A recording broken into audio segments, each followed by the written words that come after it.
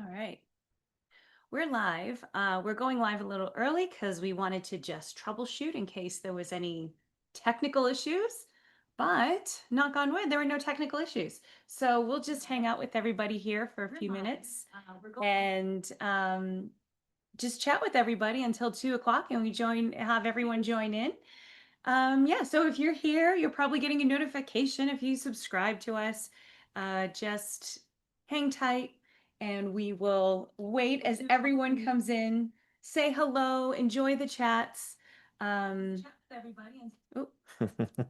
Just checking my sound. I'm checking everything. It's pretty good. We're all working. We're good to go. So I hope everyone's doing well. We're just right back into that competition season. The Icon Awards feels like we just wrapped up and we're just getting ready to get started all over again. Yeah, I'm excited. I mean, Yeah. before you know it, it's just what is it now? Like end of July.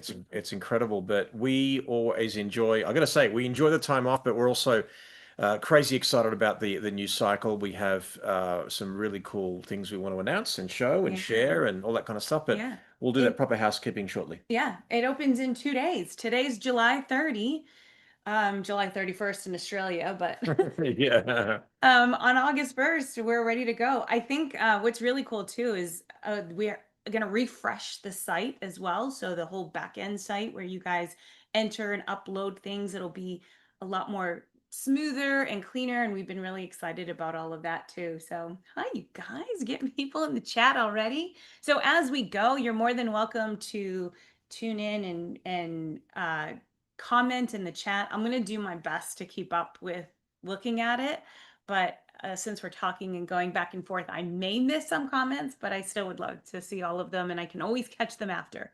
So I'll make sure I go through all the comments afterwards as well. We get about 3 more minutes, so Yeah, no worries. And also knowing that we are looking at a new website and we've tested it, tried and true, and things like that, we couldn't possibly test every scenario. So if you ever experience a glitch in terms of uploading or whatever, and if there's something that's just not intuitive, please let us know. And Melissa is in crazy fast when it comes to the chat box on the bottom right hand screen of the Icon Awards website, and that yeah, will let us know. We'll talk to the tech team and go from there. But yeah, that'll be important for us too because we couldn't possibly check everything. yeah, I love it. So good. Ah, well, you guys, I hope everyone's having a good summer, or if you're in Asia and Australia, I hope you're having a good winter. Well, It's that wasn't very nice. why? It's just- I love winter. well, I mean, I don't know who, but maybe it maybe. I'm from Boston originally, and that just dashed my hopes that we'll ever move back to Boston, that comment. I am not leaving. I'm not. Winter is beautiful. I'm not going to a place where it snows. It's like little ice cubes that fall from the sky. Not doing that. Not doing that. But we are in love. So if you said, Jerry, that'll make me happy to do it, I would do it for you. Oh, I love you for that. That's awesome. All right, it's 1:59. I don't know. Should we kick it off? Should we get going? No, man, I reckon we Give it another minute? give it another minute. All right, I'm gonna do a quick post while we're in our little group here too. Make sure that everyone knows. Hi, you guys, so many good people. Gavir. Hi, cojones. It's a private joke. It's a good joke. It's a good No, story. no, no. What you don't know is Oh. Gavir sent me some questionable apparel on my IG DMs, and we just went back and forth. And I don't really check my DMs often, but I saw his name. I'm like, hey, it's Gavir. And yeah, that cracked me up, dude. It's so funny. It's so funny. I'm like, yeah. Stacy's with you. She's in Louisiana and she couldn't handle the winter. Yeah. If you're gonna live in Vegas or or Arizona or anything like that, it's hot as hell, but it's obviously a dry heat. But let's face it, it's hot as hell. Make sure you have a pool. That is our that is our savior, and that's my happy place with my baby girl. Ed Puso, I don't think I ever knew that you lived in Greenfield, Mass. Did we ever talk about that? Because I don't think we have. That's amazing. I want to chat with you about your time in Greenfield. That's awesome. All right, it's right on two. Why don't you do the official intro? Well, thank you again, everyone, for joining us. Thanks for giving us a couple minutes. We built in a couple extra minutes at the start in case we had technical issues. I think this is one of the few times that we've not had technical issues. Yes. And so then we just ended up being early with not much to say yet. So thank you to everyone for joining us, or if you're watching us after the fact, thank you for watching this. Before I get started, I just want to say we want to say a huge thank you to everyone who took the time to respond to the survey that we sent out. As you know, this is a community that we've built. We have we have been doing this for a few years now, and it was all because we wanted to fill the void that the WPPI competition left when they suddenly closed. And this was all of our babies because we all were feeling that same loss. And so we created that. And I wanted to make sure that we always feel that community, that sense of community that we have together. And that definitely came through when we were reading all of the responses that came in from the survey. So thank you, thank you, thank you. I know it wasn't incredibly short, and still everyone took the time to say such thoughtful responses and had some such incredible ideas.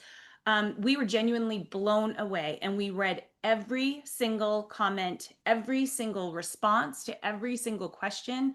And thank you so much for all of the kind words too, especially when we have such a small team of just two. That meant so much more to us than you can possibly know. It is definitely a labor of love. It takes up so much of our time, and it affects other parts of our lives and other parts of our business.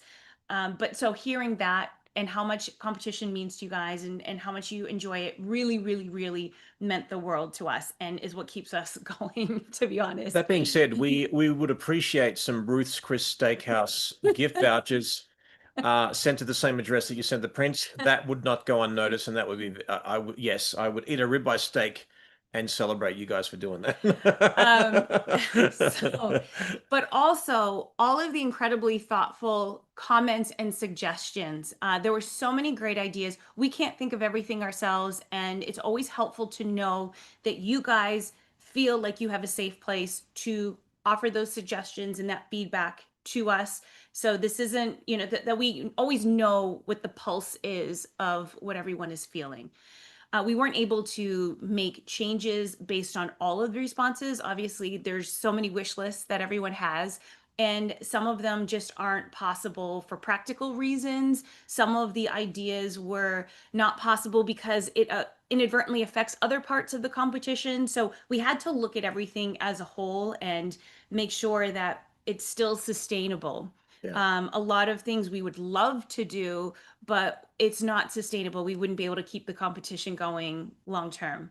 So hopefully in the future, as we continue to grow, we can still make some of those changes, but we had to balance what is needed now along with what will allow us to keep the competition alive, because we can't go bankrupt over it either with our time or financially. But there were so many great comments, and there's so many great changes that are going to be coming up based on that. There were several themes that came through, and we heard it loud and clear that many people had suggestions for. And so we took it and ran, and there's quite a bit. So that's why we wanted to do a live, so that you can reference it all. And I'm going to make notes. So even when you want to rewatch this, I'll put minute markers so that you can jump ahead to certain parts if you want to rewatch it, because there's quite a bit, and it's all thanks to you guys. If you have any questions about anything that we talk about today, or even going forward, just remember that you can always reach out to us. We're always here to answer any questions. We're always here to listen to you, to hear you. Best way to do that is to either send us an email at info@iconawards.com, or just to start a chat, which is go to the Icon Awards website, iconawards.com, and in the bottom right hand corner there's a little chat button, and that's available all the time, so you can start a chat with us. And so either way, those are the two fastest ways to make your thoughts known, or to ask a question. Putting them in the Facebook group, I don't always can see that as quickly, and that kind of thing. DMs, I don't always see those as quickly. So those are just the two best ways. I just want to make sure that you guys know the fastest way to get a response to any questions that you have. Yeah, and also apart from all the new stuff that we're going to announce today, we are going to clarify some of the rules and some adaptations of the rules based upon your feedback. And certainly we need to please a wider audience. Obviously, A lot of people would want some rules changed because it suits them personally, but we digested all the information, put it together, and again, we want to serve the wider community. So we're going to go through that as well in very, very much detail. So Yay, I'm excited. we're I can't wait ready? to share. Yeah. All right. So Okay, so we're gonna pull up a screen because we put it Jerry wrote it all out, and so you'll have a visual representation of what we're talking about as well, which will hopefully make it easier to follow along. Um, yeah. All right. Okay, one of the big things that we heard about are the uh, pricing and the costs, and that is a big deterrent. And we 100% get that. I think we may be one of the most expensive. Icon Awards may be one of the most expensive competitions that are there, um, and so we get that 100%. One of the reasons for that is we're also one of the few competitions that pays our judges when they do all the scoring, and we have 5 judges that score every single image. I know that a lot of judges would probably do it for free, but we want to make sure that we're compensating them for their time as well. But we got creative because we hear you 100%. And so we wanted to get creative. So do you want to talk about what we're going to be doing for pricing? yeah, absolutely. And just to qualify it even further, guys. So just so we did start at a certain price. We've incrementally sort of placed it up, and we've sort of found a ceiling. And this is not just some ad hoc thing that we're trying to do. And certainly, if it was a normal business plan, it would be different. But we're trying to serve the community, but as well as be sustainable and be feasible and have longevity. So these prices are include a lot of stuff that you just don't know. So, for example, just doing trophies for every single first, second, third, and grand and everything like that, which has happened in the past, but as a mum and pop shop, so to speak, it's tough. But also, we're one of the few competitions in the world that actually give trophies for masters, double masters, triple masters, grand masters, and also some competitions around the world actually will charge you to send the trophy to another part of the world. So when we say trophies and shipping them all over the world, that people who couldn't attend the actual ceremony literally costs us between $5,000 and $10,000. The Manage, ship, yeah. yeah, it's a ship. Managing the website, making sure the competition runs, the back end, the awards gallery, the critique engine costs tens of thousands. So you can imagine with the price and how many quantities we get, we do rely heavily on sponsors. We do rely on your entries, and people ask us all the time, you've done so much for the community. How can we help you? Enter. These prices are that you're about to see are where we feel like we'll be for a while, and hopefully you appreciate it. So let's just go through it. Okay, so the entries. If you enter a single entry, it's $50, and obviously that'll include judging of your images. You'll get digital emblems, printable certificates. In our ecosystem, if you get 80 plus, you get into a book. All the stuff that you hopefully may or may not know. So what we've done here is we want to reward quantity. Okay, so if you enter two, it's going to be $45 each. If you enter three, it'll be $40 each. If you get four or more, it's $35 each. So you're saving like $60 plus. Now, my advice to you strategically is if you're entering, certainly we want to enter, we want to get feedback, we want to win. But I think a lot of people, from what we understand, and I was the same way, the Honors of Excellence designation is extremely important for people. That's sort of like something that you can aim for, that you can go for, and it's really important. So my advice to you is enter a minimum of 4 entries, a minimum. If you want to, and I can't say that if you enter 10, you're guaranteed to have four go to your Honors of Excellence designation. Obviously, it depends on what the images are, how well they're produced, and things like that. But think of it strategically.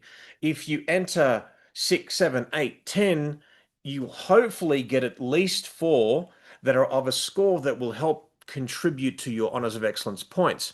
So hopefully with this discount that we're doing, that will help you. So also, I've got to be honest with you. Melissa vets all the images. I only help her vet the really difficult ones, the ones that sort of tread the fine line. And this, we call it early bird quantity discount. So this is available until September the 1st. Now you might say, well, why are we doing that? Most 90% of the entries come in the last week. So and I'm going to speak on behalf of her. How hard she works in vetting these images, and you know that most of you will get an email or two in verification. We want to spread out that verification process. So we can reward you with quantity discount pricing, please reward us by doing it within a certain time. Okay. It's so true. My suggestion when we were brainstorming this and reviewing all the things, I was like, well, we should just have the quantity discount all the way through the end. There's no reason not to.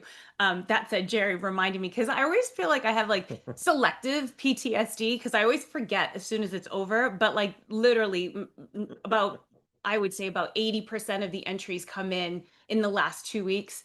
And then I don't sleep at all for the last 2 weeks. And then I get cranky and then it's just, not fun. And so yes, that if that is possible and that is a bit of incentive to enter it a bit earlier, that would just make my life so much easier. So it's a preventative tax on my wife's happiness as a protective husband. All right. So just letting you guys know that as well. Okay, so public critiques are $20. As you know, when you get a critique and you add the critique on, it will be shown publicly. Your name won't be attached to it. It'll be there for all to see. We have an incredibly awesome new interface, which we're excited about. And I'm not going to waste time talking about that now. Just know it's more robust. It'll be the size of a computer because normally it's in a vertical format. And there'll be even more annotations that we can do. We do not want you to do a public critique, even though it will make $5 more. We don't want you to do a private A critique. private, yeah, we don't want you to do a private critique because obviously we want all to learn from it. But we understand too that there are going to be some clients that need to protect their privacy for any reason, or you just may want to keep it to yourself. That's fine. $5 more will do that. Okay, print entries. Now, many of you mentioned that have made the finals in the last few years have sort of said, feels a bit weird that when we're paying for an entry into the awards and we become a finalist, we have to pay again. Now, we've reduced the price. It was $70 at its highest last year for not the early bird. It was $70. It's $50 now. Ideally, would love to remove that. I want you to just appreciate. I'm going to give you one example on just understanding the techniques behind it. Now, we normally get a couple hundred entries, 240 entries for the finalists. So you might look at that and say, all right, that's 240. Big deal if you don't charge anything. Well, that's equivalent to $12,000. Now, I just want to let you just give you one example. In our first year, when we got the rods, all the rods that the prints were hanging on, we said, oh my God, we can have them for free. WPPI gave it them in crates for free. So they sent it to our house. So from our house, it went to Freeman, the place that holds everything. Then it got shipped to the floor in the storage area at the convention. Then to the floor where we unpacked them. Then back to the temporary area. Then back to us again. Then back to the warehouse. Back to us. It cost $15,000. So it was like free, but then not free. So like, oh no, what do we do? now, guys, we ate that cost. I think this is the first time we're mentioning it publicly, but I just want you to know that even though we have sponsors, everywhere we look and turn, everything costs thousands. And technically, we should not be doing this. But we love the community. I wouldn't be where I am without this community. From a friendship perspective, all the friends and family that we've gained, as a photographer, the awards that I've won, how it's made us grow. So just know this is not a selfish money grab. We need it. Otherwise, we can't do it. I promise it's not. But as we go forward and as we grow and we're able to reduce those costs, we will. We're not gonna whenever we can, we will. We're just looking at it from a purely sustainable, like being able to cover costs and that kind of thing. One thing that's not listed here though, and this is just for people that are entering the finalist competition with the print comp. I'm 95% sure that the shipping costs will go down this year. Because we started from scratch, then I couldn't get discounted shipping rates from all of these companies that we use to ship, DHL and UPS and all that stuff. But now that we've done it for 2 years in a row, now they'll finally talk to me and say, oh, okay, we see that you're serious and that you do this number of shipping costs. So they're going to talk to me this year and see what they can do on shipping costs. So I'm positive it will go down. I just don't know by how much. I want to wait until we're a little bit closer to that point so I can include all of the shipments that we've done and they can factor all of that in to give us the best deal possible. But 100% the shipping costs will go down this year too, which is great. Awesome. All right. Look, want to talk about the next one? Yeah. So when you get your critiques, we have great idea, and this came from you guys, and we were able to brainstorm this out. Some, there were many comments that said, sometimes I get the same person giving me a critique over and over again, which is fair. And we do that because we don't have a huge pool of critiquers, but that is going to be a concerted effort on our part. We're going to try and grow that pool of critiquers. But when you pay for a critique, we're now giving you the option. You're going to see a line where it says you can request, if you have one, request who you would like to see critique your images. And you can put several people. It doesn't have to be just one. Someone that is in our circle, not Well, I mean, and even well, if it's not, if it's not, we can try, you yeah. can ask for Annie Leibovitz to like critique your image, and I will ask, but I don't know if that will be possible. Hey, Annie. Yeah, I will. So you can critique, you can ask. So if you have several, we'll make sure that those people are doing. And then of course, it all depends on that person's availability or if they're even interested in doing it. But if they are, we will make sure that your images get assigned to that person or multiple people that you want.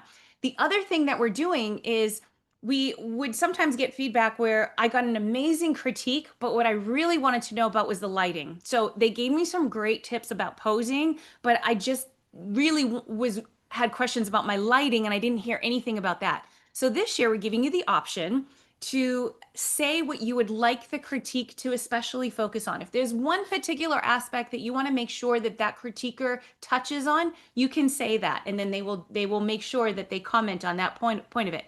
And both of those things are optional. So if you don't have any suggestions and you don't mind who is in there, we'll assign it to the best person possible. Or if you just want an overall critique and you don't have any specific things, you can leave that blank. But the option is there so that you can get more personalized feedback, if that makes sense.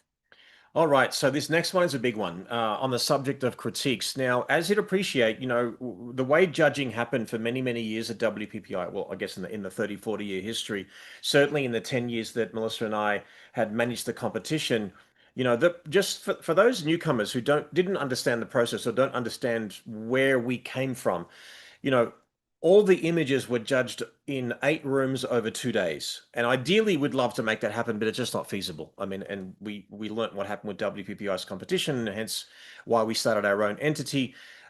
So images would come up, you would get a score, there's a potential challenge or whatever, but you might get one comment and it was maybe 30 seconds at best. If an image was in a challengeable state, and I don't want to confuse the broadcast right now, but there's a certain scoring range that would effectively ensue a challenge. And then you would have a sort of like a mini debate as to, here's what I enjoy about this image, here's what can be improved, there might be a rebuttal, and there can be a rescore.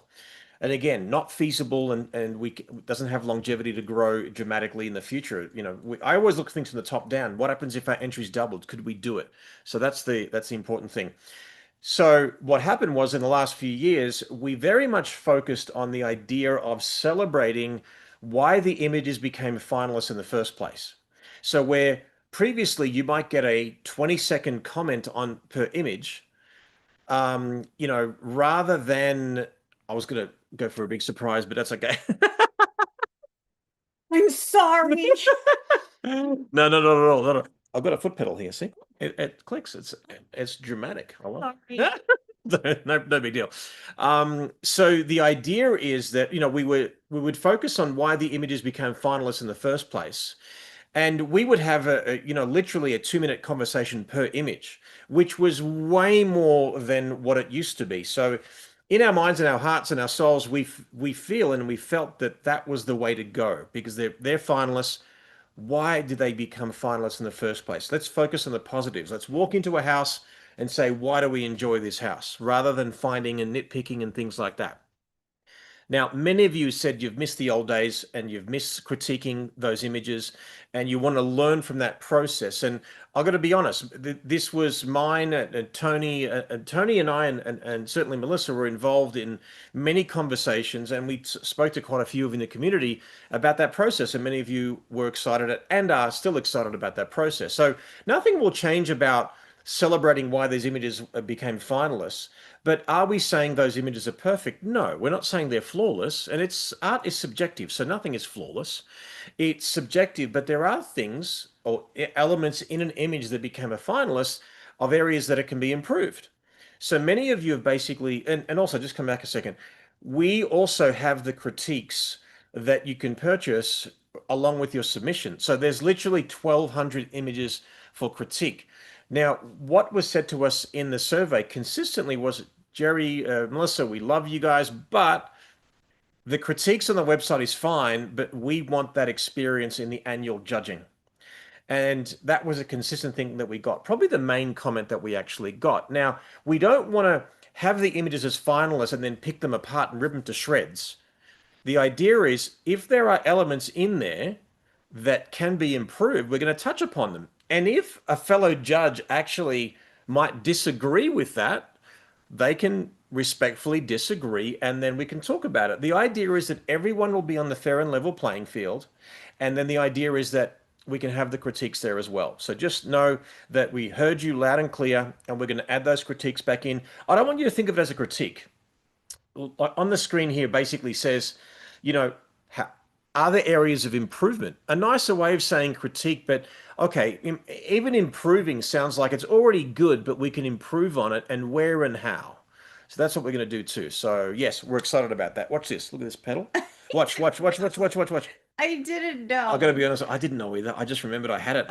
I'm like, what? Why is this USB? I forwarded the slide when he wasn't ready. He was building up to it and It's building up. I know. Doesn't Oh, matter. God. But so I noticed the USB plugged into the hub here, and I'm like, wait a second, this might still work. And then I'm like, boom, it works. Okay, well Hands free. here's another cool thing.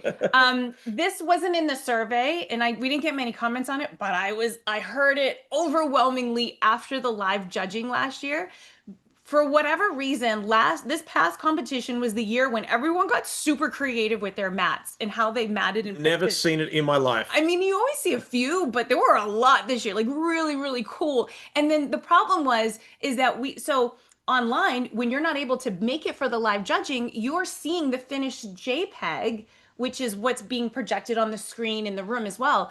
But you couldn't see what the judges were seeing. The judges are only seeing that that actual print. They're not even seeing the screen. And the judges kept commenting on the incredibly creative mats and how it was bent and broken and painted over, like all these crazy things. Amazing, like mind blowing this year.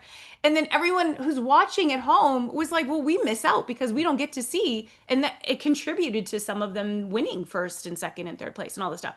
So we were like, I don't know how to do that. So we brainstormed it out and we still aren't 100% sure how we're going to do it, but we can promise you this. Yeah, without people's heads in the way. Yeah, we will have an additional camera angle. We have 4 camera angles already in the room. 5 camera angles already in the room. We are now going to have a 6th camera angle behind the judges so that you can see what the mat is looking like, what the judges are actually seeing. And it'll just be an additional camera angle that we can switch to when you're watching it live. It won't be all the time. There'll be most of the images may not have anything interesting to look at. But in those situations like we had this year where it was something really interesting and it does affect how the judges are talking about the image, then you'll be able to have this 6th camera angle over the judge's shoulders. It'll be similar to like what you're seeing here. So you can just kind of get an idea of like what they were looking at. Yeah, and I just want to elaborate because we don't want to double up what we're saying, but I think it's really important what you sort of said under your breath is that, and I'll say this because Kavir is a friend and an industry leader as well. You know, there was an image that, he won first place in a particular category. And I've got to say that the image was really solid. It was solid. It was really good. But the matting of it really elevated it. And I believe it helped it win first place. So you guys that were watching, Chris Anderson's oh yeah, image, you saw Chris Anderson had a rope with someone like carrying a load, and he actually had it like the mat was bent in the middle at the top as if the rope was so heavy. It was really cool. Just so many creative things. Justin Picari did this whole spot UV thing, which you couldn't tell by looking at the So yeah, we hear you. We also felt like everyone watching at home was at a disadvantage because you couldn't see it because we were blown away. And what I appreciate just generally, guys, is the survey, and we'll make sure that we do a survey every single year, is that you put us in the place of a student, like as in we're all established photographers, but Mm. as someone watching from home in person, and you really remind us of what that was like. So thank you for that. So that was very humbling. All right. Oh, shit, I was going to press the button, but now I can just do this again. All right, guys. So this is another one. I know that, look, the book, if you were to go to buy a book from Taschen, you might get an incredible book for like 60, $70, but you'd appreciate that those books are printed in the thousands, which becomes cheaper. They have an amazing distribution network. What we're doing is we're producing books maybe by the hundreds, but we cannot carry that cost burden. We cannot buy several hundred or even 1,000 or whatever it may be under the hope that you're going to buy it. And otherwise, again, something's got to give, and we want the competitions to survive. So, in full transparency, Graphy Studio charges us a certain amount, and it's cost price. Shipping for a 300 hardcover book is very expensive, and printing it is very expensive. So, on paper, metaphorically and literally, the books, one would argue that it's expensive.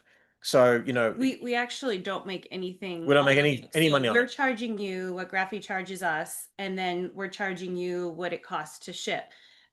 We still have to pay the tariffs and that kind of thing. So I guess technically we're losing a bit, but it's nominal, so it's fine. That being said, we know it's really expensive. So Jerry has been working his butt off. I'm going to shout you out now because Jerry, since the end of the last convention, he has been working his butt off to look at alternative solutions on where we can print on demand, and have it be more affordable. And he's got a bunch of meetings scheduled up. You have some coming up on start of next week. And so we're looking forward to having another solution for you. Yeah, exactly. And look, this is no disrespect to Graphy Studio. I'm one of their partners and ambassadors. They're an incredible company. It's just a logistical nightmare to Yeah. do, and we're just trying to work at an alternatives and see how it goes, and even offer a PDF version. So there might just be a nominal fee for a digital PDF version. And yes, there's a gallery, but it'd be pretty cool and fun to have that version as well. So we're looking at some solutions. So Stay stay tuned. tuned for that. All right, fantastic. And let's get you to talk about that. So, we up until now, like it's taken a couple months for the gallery to be live after the award ceremony, and it's just the way the website was built. It takes a long time, and you touch one thing and 50 other things kind of get undone and you have to fix it. It's not been very efficient. That being said, we sort of mentioned at the beginning that when you log in and you enter this year, you're going to see a new interface. So we spent a lot of time this year, and finances this year to just make it better, make it smoother, make it easier for you to enter, make it easier to access all of your previous images, all of that good stuff. I think you're going to like how it looks. It just looks cleaner, more put together. A byproduct of that is that we should be able to release all of the galleries so much quicker this year after the competition, the live competition in March. So potentially even the night of the award ceremony. At the very worst, it'll be the next day because maybe it'll be really late at the award ceremony and I forget to make the call That's to our turn it that's our on. hope, not a Yeah. promise, but a hope. Yeah. And Goal. it's looking very likely that that will happen. So at least we don't have to wait so long this year to celebrate everyone, and you'll be able to see it. It'll be all on the website. So that's just a sort of behind the scenes thing that we're hoping to make better, even though no one asked for it, because I know that it was a bit of a pain point. It has been a bit of a pain point having to wait so long to just celebrate all of you guys after the competition. Fantastic. All right, the next one. This is an important one because this was overwhelmingly asked for. Not so much in the exact way that we're pitching it, or we're separating what we're about to tell you, but many people have told us in the boudoir fine art nude world have said, look, boudoir has a certain sensibility. It's how do you separate boudoir from fine art nude? And I'm telling you, I've had countless conversations. It's almost impossible. Now, one might argue, well, boudoir is boudoir. Now, one boudoir photographer might be a certain way. They've got a bedroom set. Boudoir means bedroom in French. So, okay, if it's in a bedroom, it's fine. But what happens if it's a set and not a real bedroom? Well, okay, you'd say, okay, that's fine. What happens if you take away the furniture and literally just use the wall? Okay, well, we know that it is not just a backdrop? So no element of bedroom sets. And I could go on and on and on. I'm not going to bore you to tears here, but We've done this quite a bit over the last few years, and I've probably had many conversations with you over email and in person saying, so tell me how you just I just polling everybody, tell me how you would describe boudoir photography. And it's so different for every like how do you distinguish fine art nude and boudoir photography? And there's so many nuances. And so how do you do that? And then how do you police it? yeah. How do you monitor it to make sure that it's in the right category? Yeah, yeah. So, and after having a few conversations with people, the suggestion came up that, okay, if you're a boudoir photographer, a working boudoir photographer, whether it's just one of your genres that you do or you niche down, you have commission clients. You get someone who pays you, you're a real client, and you do it. So, and obviously with the boudoir genre, there's an extra level of complexity. The minute someone exposes skin, more skin, nude, half nude, implied, just wearing a shirt, there's extra levels of complexity. So we're like, okay, let's do a commissioned category for the boudoir fine art nude category, and then a non-commissioned. So one is basically real paying clients, and you can't get the loophole and say, let me self-commission that cute friend of mine, and hey, can you pay me $1 so I can enter the? It doesn't work like that. So just make sure that yeah, that they are going to be separated. So good working boudoir photography will also be celebrated independent of you going out of your way to actually, uh, play with that thing. So yeah. Because a commissioned client is anyone. Anyone can come into your studio and commission you to do a boudoir session. And then there are so many different complexities and different challenges that you might face with photographing somebody who's not used to posing, who's not used to being in front of the camera, who also has a limited amount of time. They don't have all day. This may be a 1 hour session or a 2 hour session. So you have a limited amount of time versus non-commissioned, where it's a personal project or it's a practice session or a model shoot. And so you're working with somebody who's maybe very used to posing and very used to being in front of the camera and who has all the time in the world. And you may have resources that you may not normally have access to. So we thought this would be a great way to sort of distinguish the two from traditional boudoir photography that is everyday clients and then non-commissioned stuff. So we're going to work with that and then see how that pans out. Thank you all also, by the way, to so many of you that took our phone calls over the last few weeks and had conversations with us to brainstorm it out. We wanted to speak to a lot of people to get your thoughts on that and hear your feedback on that. And so you guys know who you are. And we just want to say thank you so much for taking the time. Some of you spent several hours with us brainstorming through ideas and talking about this and going through all the different nuances and what it means and all that stuff. So we really, really, really, really appreciate everyone's opinion and feedback on that. So thank you. And also, so based upon these rule tweaks and rule changes, it doesn't diminish those who entered those categories that followed the rules very specifically. Now, certainly rules can be pushed and bent, and if they're broken, the images have to go into a different division or a category. But remember, guys, we're going to show you many examples today of different things. So we're giving you like almost like a visual context of the rules. No disrespect to the photographers who've entered, where the rules were the way they were and all that kind of stuff. One So thing I yeah, love important. about the Icon Awards is Yeah. that every year I get so many photographers who are like, how can I push the boundaries? And I just have to say, so many of you will reach out to me with questions and already have, even up until like, because the competition is going to start. So many of you have already reached out to me. And you always start by saying, I'm so sorry to ask this. You're going to hate getting emails from me because I know I'm pushing the boundaries. I love it. I think it's the best thing ever. So if you push that, that's what this competition in particular celebrates creativity and thinking outside the box. So I want you to push the boundaries. I want you to think outside the box. I want there to be a situation where it's sort of a gray area and we don't know how to define it because it's so unique. We'll figure it out. We'll figure out how it plays. And so this is a perfect example of the next change that we made. Hmm. And this is one where, we are now in the portrait division and the wedding division, we're going to be more strict on it needing to be an actual physical person that is represented in the image. And so we, for example, in portrait, we have already in those categories, if someone is a shadow, has a shadow of an image, that represents a person. So if you have a person and a shadow, that's two people, right? So now we're going to also be a little bit stricter on the rules where if there is no physical person with a heartbeat that's represented, we're going to move them out of the portrait division.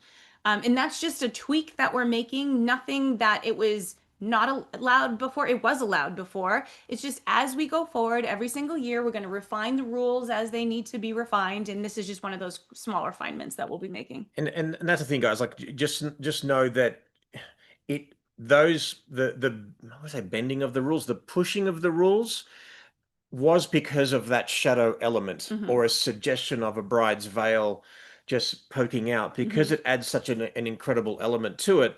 That's where where we allowed for this kind of stuff. And this one as well, if Yeah, you want to this talk is a about it. perfect. The reason why we put Kenzie's image in here is because Kenzie entered this last year and it was amazing.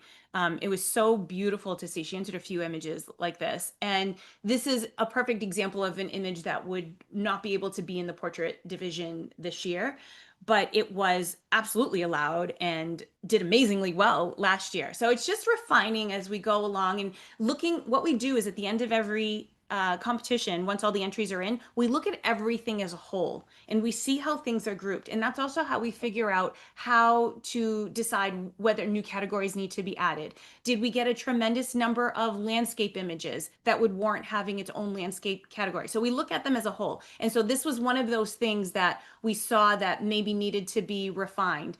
Another thing is with animals and pets and wildlife. Right now, that includes all of it: pets, actual pets, and wildlife. There isn't enough wildlife to warrant having its own category. But as we get more and more entries in wildlife, which we do, we can make that change even before judging starts. So know that that's an option. Some people might say, well, why don't you create the wildlife category and then more entries will come?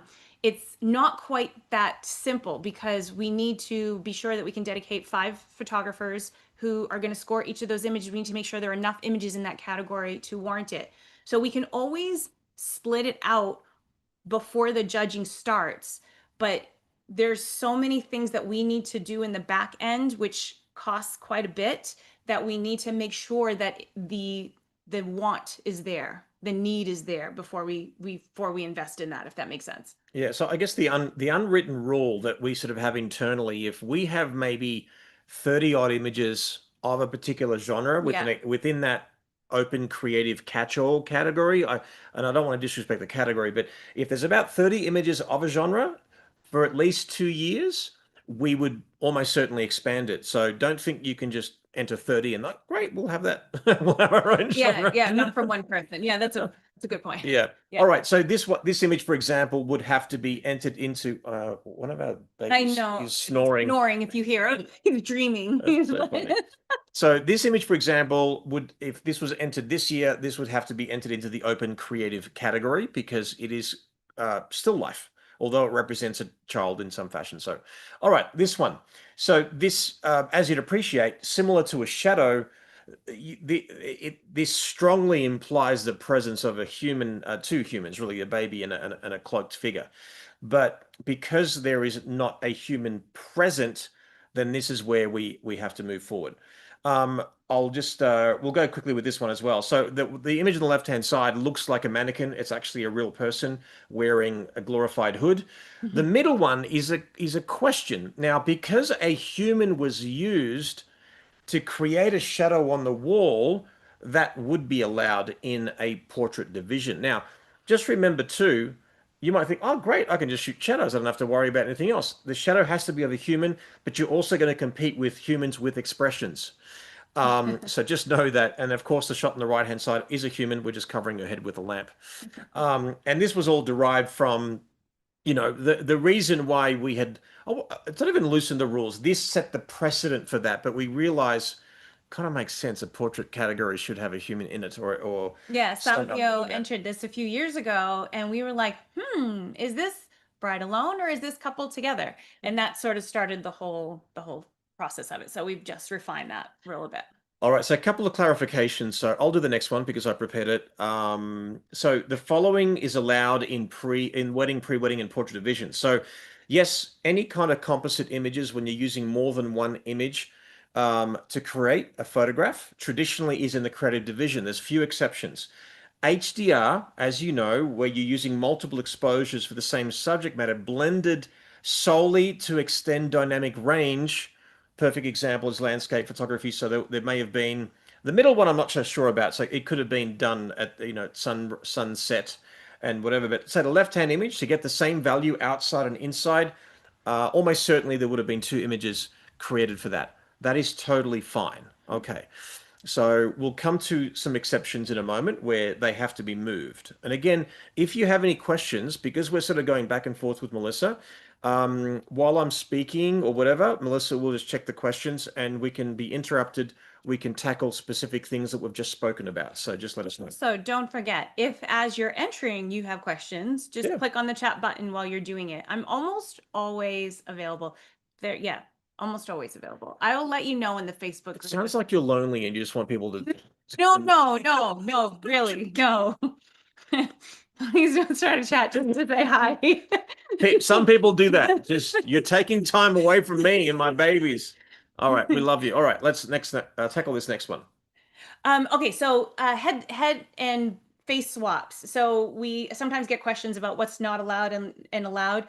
Um, when it's for corrective purposes. So for example, if you're taking a family group photo and somebody blinked, you've got 16 people in the shot and you've got one person that blinked, you can take that person's face from a different capture and put it into the final image and it will not be considered a composite. That's for corrective purposes. So we gave an example here. We have one kitty who just was not cooperating and looked away. That applies to animals too. So she did a face swap with for that one kitty's face. And that was completely okay. And that was able to stay in the animal and pets category. All right, perfect. So this is where this rule has been refined a little bit because again, Yeah, this is a change. Yeah. this is a change. So your job is to push the rules, and ours is to take the feedback from you guys, understand what's best for the community, and then put it out there. Okay. Also, like looking at as a whole, when you bend the rules, but when there's a lot of that happening, it seems to then, okay, these groups of images can now be grouped together because we're getting it enough times in the competition. And this is a perfect example of that. We're getting a lot of this now. So we're going to refer to this as composite lighting techniques. So this kind of technique, you're probably looking at this and say, how was this done in one image if it was allowed in the wedding division, which is obviously single capture? So technically, if every single person or at least groups of two people were lit separately, and then it was combined for one image, well, ultimately it's the same image. So You're getting. nothing else has changed. None of the poses have changed or nothing else has changed. Then nothing, only the each individual person being lit changed. That was allowed in the wedding party category. Because technically it was a head, face, and body swap A lot of them. for corrective purposes. Now, one might argue, well, I need the lighting to be corrected because I want the lighting to be good on every single person. Now, what we often do and often argue about with this kind of stuff, because we often play angel's advocate, devil's advocate, and we keep on going forth. And I always say the extreme version of something, is that okay? Is that allowed? And it normally answers the current problem to solve. So with this one, if everyone was lit separately, this is going to be into a composite division, so the creative division. So starting from now, yeah. Starting from now, because obviously, you could literally do like 1,000 images and then put them all together, and it's corrective. Technically, nothing's really changed, but now it becomes surreal, which this lighting does sort of look surreal in many ways. So just know as well, by the way, whether it's this example or other ones, whether you agree or disagree, I've got to say, on, with respect, is irrelevant because everyone's given the same luxury. So when Melissa sees something, a rule that's being pushed, then we say we're not going to be so crazy strict to the letter of the law. We often are, but if something is in that grey area, it's not explained. We say, all right, if we allow this person to do it, we will literally change images from other categories and allow that person to do it. And then when we get that amount of thing happening over and over again, like Melissa said before, then we expand and tweak that rule. The Hmm. problem is we don't also want the rule book to be like 500 pages long. So we're doing our best to Yeah. to, So to do what to do. yeah, just know that, for those of you that reach out and say, "Oh, I've got an idea," and it's like pushing the boundaries or whatever, just know that we're not going to suddenly now change the rules. It has to be something that we have seen over multiple years. Like this is a perfect example. We've seen more and more photographers entering the competition doing this type of lighting, and so it seems appropriate that it would belong all together. Yeah, and it's not fair for those who, Mm, who have used one light to illuminate a bridal party mm, and so on. Well, and again, we don't want to diminish the people who've done it. They were within the rules, of course. and we're just explaining them Being further. it. All right, people have asked more about AI. I've got to say, AI, the rules, even as they stand now, are very, very specific.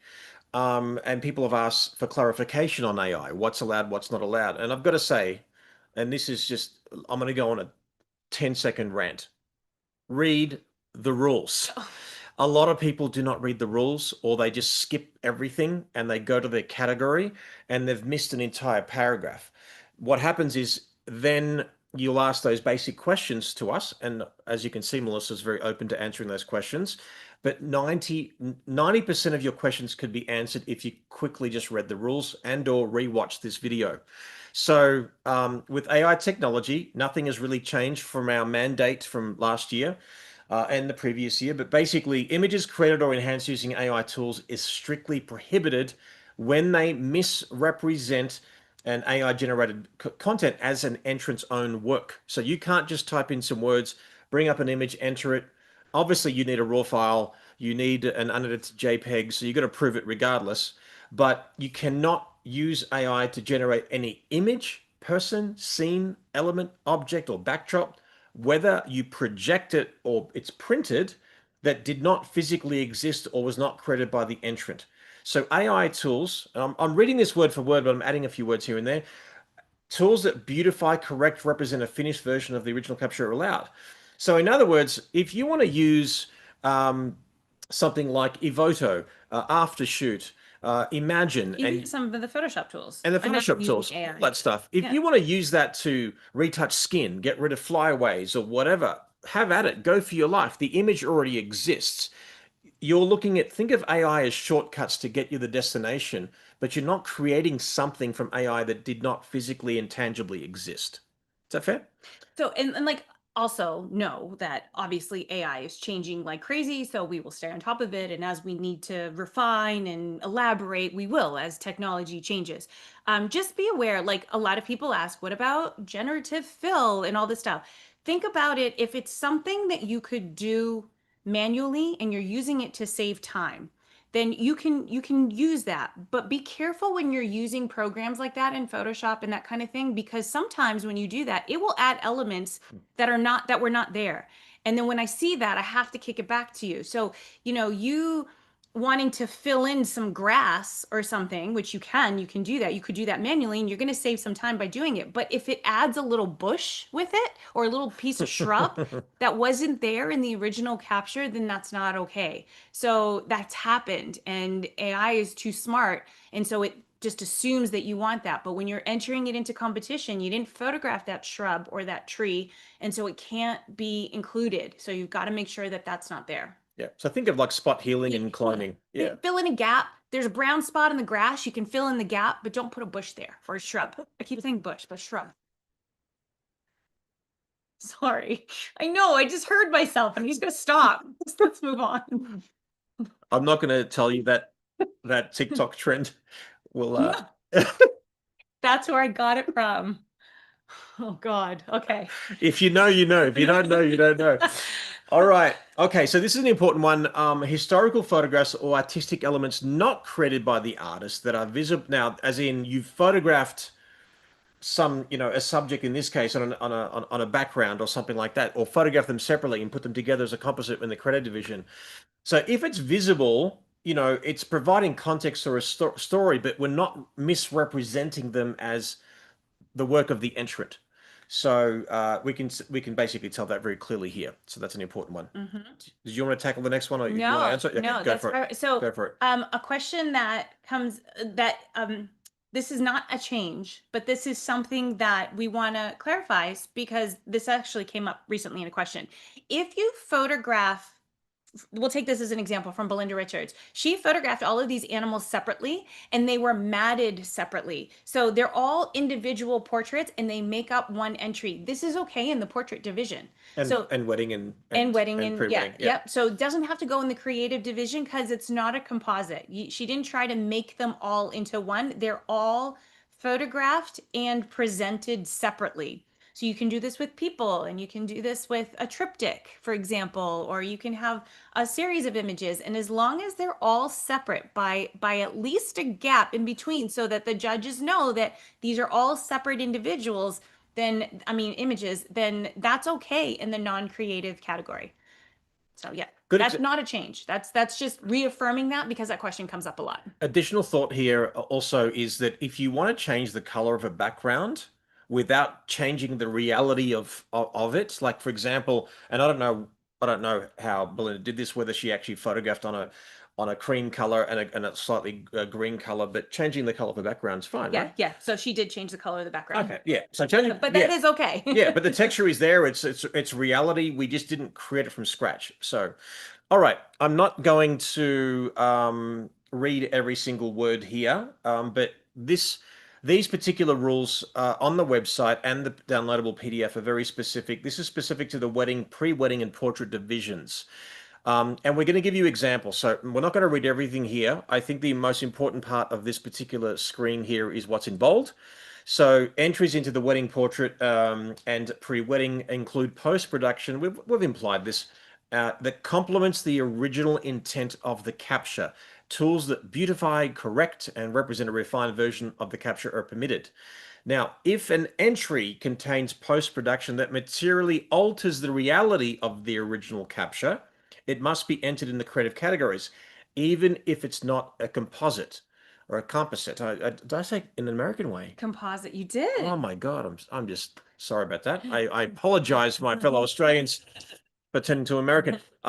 So and you know when you enter the images, just know that if there is an issue with one of your images, if you haven't been privy to it already, Melissa will basically just say, "Hey, you've gone too far," or "Hey, you've entered into the creative division. We can put this in the portrait one." Which I do all the Yeah, time, all yeah. the time. Because I get also, especially if somebody's entering for the first time, the creative division is a bit of a misnomer. Like, yes, this is a creative image, so let me put it in the creative division. That makes sense to me too. So that's what happens a lot when in reality they've done it all in camera. So then I move it back to a different category. We're going to show you some examples now of what goes a little bit too far because I think that's where the line is that people aren't quite sure. Like, I can do a lot of work, but when do I cross that line? So we're going to show you some examples now. All right. So Go. these are all allowed in the non-creative. We are allowing framing. We didn't for a while, but that was a change that we made a few years ago. So you can frame your images now, and that is okay in the non-creative categories. And just because you can doesn't mean you should. So just so strategically, we saw this over and over again. It was simply like the middle one is probably a good example where it was just like a very hard dodging and of the background, and we're like, does this constitute the creative division? Well, no, and also it's quite easy to do, and it's in I call it the visual vernacular. It's very common now, and the framing it doesn't as long as it doesn't affect the 3D nature of the image within it, you're good to go. Yep. Okay, so here's an example of something that is allowed in the wedding category or the portrait division. It's when you have an assistant holding a light and you just need to remove the assistant from that image. So here's a perfect example. If you look at one, you can see an assistant holding a light overhead. like, especially on a wedding day when you can't be setting up rigging and all this stuff. This is okay to stay in the wedding division. We understand that this is a thing that we do when we photograph weddings and we have lights overhead and you just need to remove your assistant. It's not in the final image. It's a very common technique that everyone uses. So this is also okay. Always has been, no changes here, but just to remind you that this is okay. And just the slight contradiction here is that like this particular example was about removing the assistant, but the more I look at it, probably almost certainly, multiple lights were used. So this will actually Oh, could go in the creative division, but oh, could this specific example was about removing the yeah. assistants. But I'm looking at obviously this is the example of the bride being lit, but yeah, so just in context. By the way, quick thought here. I didn't have time to put all the new examples in everyone's designation.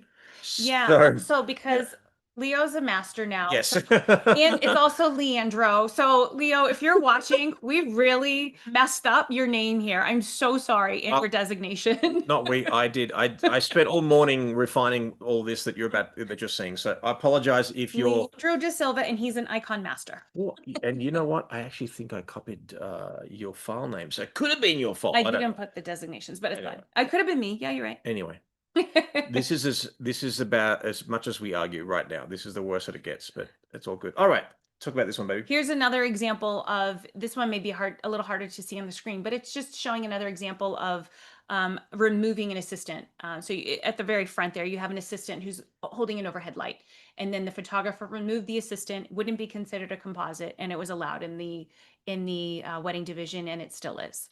All right, perfect. So this is an example of like what we call an unrealistic mirroring or of part or half of an image.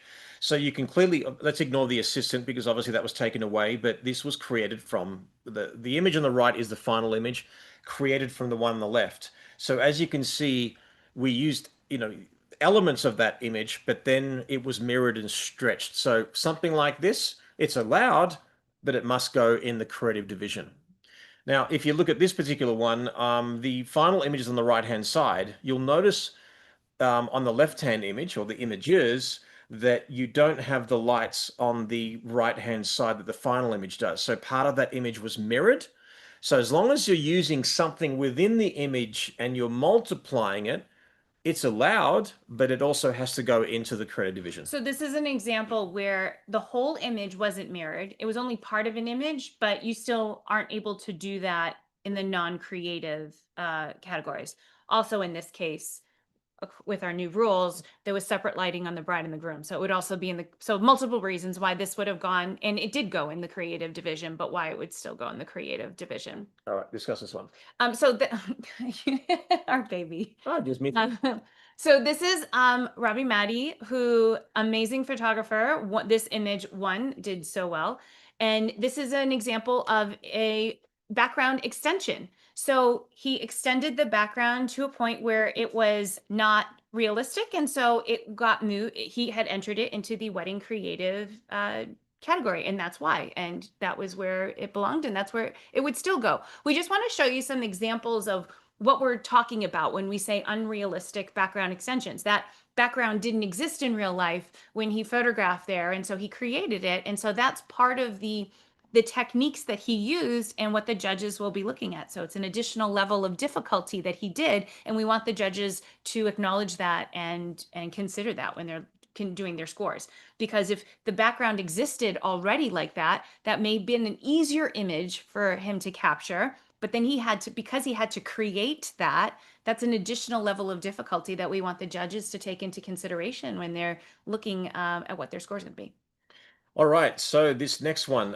So Belinda, I'm sure you know her work, absolutely incredible. Every single image here was photographed separately and matted separately. And actually, from what I believe also, she photographed the text. Yeah. Which I believe now is technically allowed in the non-composite or the like wedding portrait pre-wedding divisions, right? That's correct. Yeah. The reason why is she's in Australia, it's not allowed. So she had already prepared it for Australia. So it had already been photographed. But you're right. You wouldn't have to technically photograph them. Yeah, so minimal use of non-photographic elements like text patterns, frames, as you just saw. Now, when we say minimal use, you might say, well, when will it count if it's like a lot of use? Well, let's say, for example, you put text on skin and it looked like a tattoo, or you wrapped it around something and it became a strong visual dynamic part of the image. Or let's say you Yeah. have a plain gray backdrop and then you do like a soft white overlay of like lacy design in the back. Mhm. That would be too much. The whole background is now different. Yeah, like, or like a handwritten letter and it was put it in the background or something like Yep. that. Well, that's allowed, but it has to Mm, go in the credit division. correct. Yeah. Yep. All right. Wait, before you go into the next one, Ed's asked a really good question. Mm-hmm. In the portrait narrative category, are the rules different for post production? Are they super strict like they are in Wedding PJ? That's a great question, Ed, and the answer is no. Back in the day, we used to call that category non-wedding PJ, and so they did have those same post production rules because wedding photojournalism has much stricter post production rules. Now, portrait narrative does not have those strict rules. It has the same exact rules that all of the other categories in the portrait division has.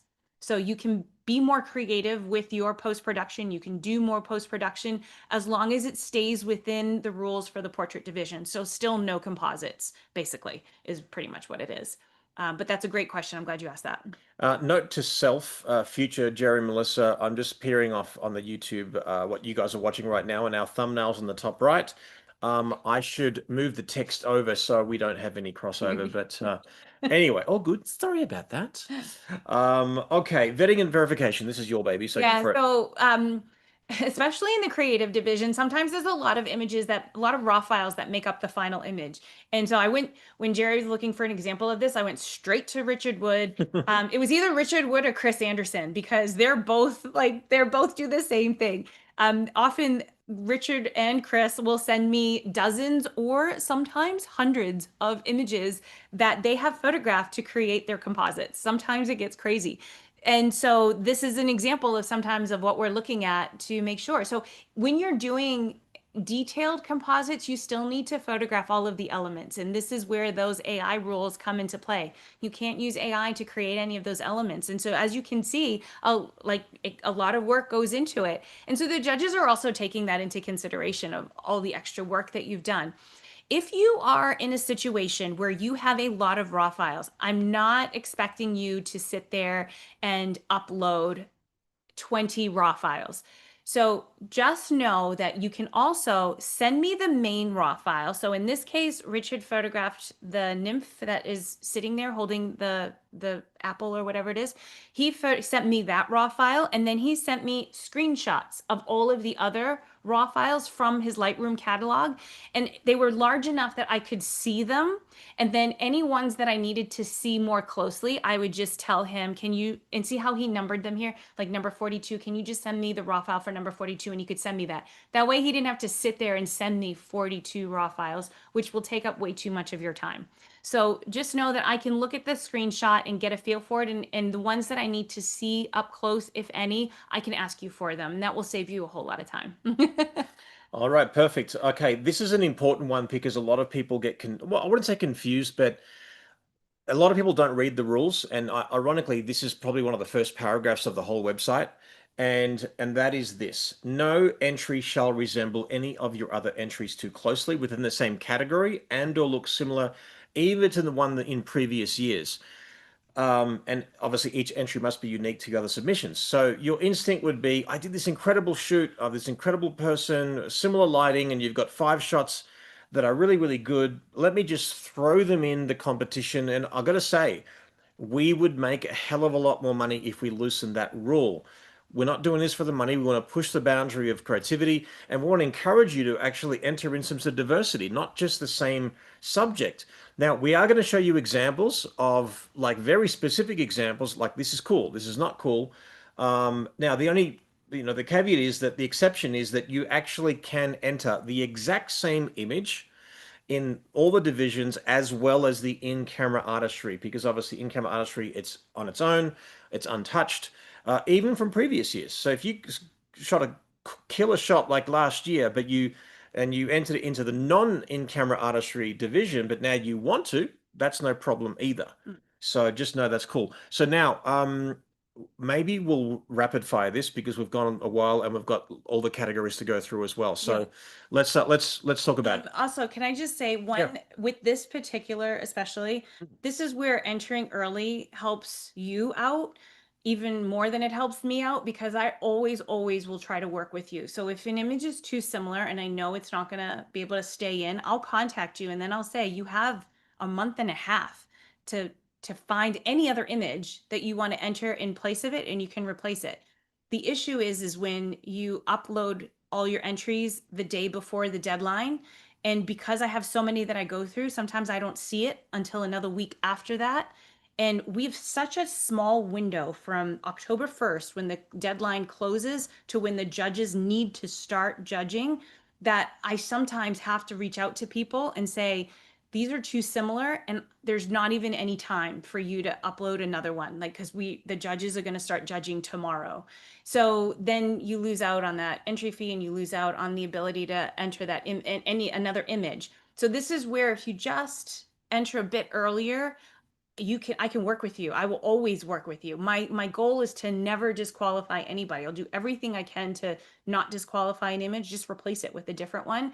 But sometimes if it's so late, I just have no choice because I've got to get the images in front of the judges, which is sad. It's very sad. It is. All right, guys. So just to reiterate, no entry shall resemble any of your other entries too closely. So let me give you some examples. Okay. So as you'd appreciate, all of these images are in the same scene of the same couple.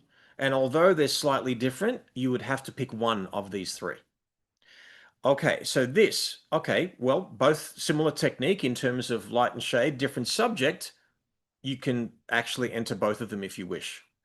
Okay, this one. Well, it's the same girl using light and shade through some horizontal Venetians.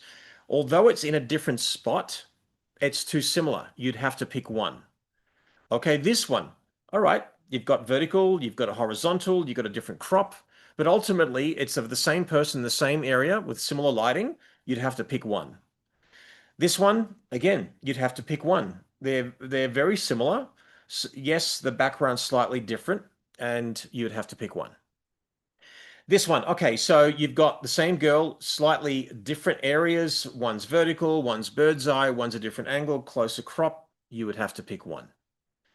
This one, okay, same girl, same house, although you would not be privy to it, but one's behind glass, one's in full sun with a different pose, and one's in a different location. You could, if you wanted to, actually enter all three.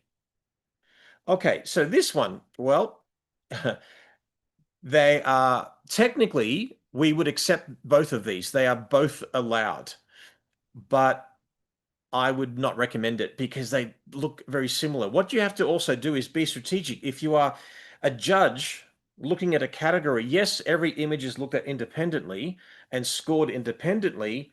But if you're getting the same couple over and over again, you or we don't have control over where they're going to be judged. So if they show up every third, fourth image of the same couple, You're hurting yourself. it loses the impact. Yeah. Right. So it's a problem. Yeah. Okay, this one, that one on the left-hand side. By the way, all these are my photographs of these examples, but just letting you know, the image That he did not enter. I did not enter, of course. I can't enter.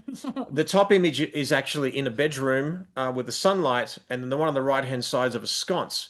So yes, it's the same girl, but in a different location. One's during the day, one's at night, but they look too similar, so you can't enter it.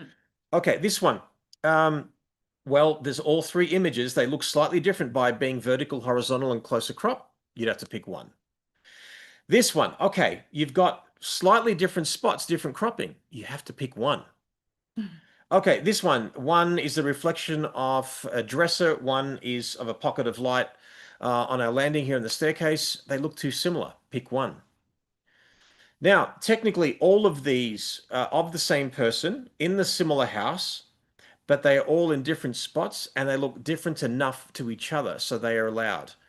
Now, we're trying to give you the principles behind the rules. No rules of any competition are that finite where it's so black and white. Just know that we're giving you enough examples, hopefully, that you understand the spirit of the rules. So if we we never disqualify something unless it's plagiarized or it's AI.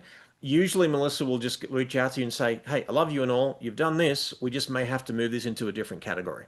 But also, like if you're not sure, you can also always sometimes I get the question like I'm not sure if I can show you, like meaning me, the image. Just know you can show me everything. So I've got to go through all of them anyway. So before you enter, if you're not sure, you can send me, these two images. Like, are these two similar? And I can tell you truthfully whether it is or not. And then you don't even have to go through the process of uploading one of them.